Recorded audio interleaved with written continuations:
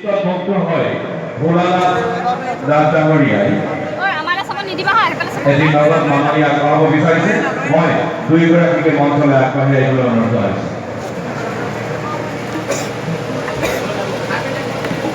ভোলানাথ দাস ডাঙৰীয়া আৰু নৃত্যশিল্পীগৰাকী মই মঞ্চলৈ আগবাঢ়ি আহিবলৈ অনুৰোধ জনাইছোঁ।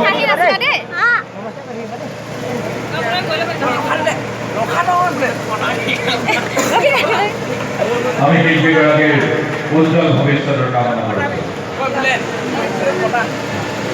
মঞ্চলৈ আমন্ত্ৰণ জনাইছোঁ মৌকুঁৱৰী প্ৰতিযোগিতাৰ প্ৰতিযোগীৰ ক্ৰমিক নাম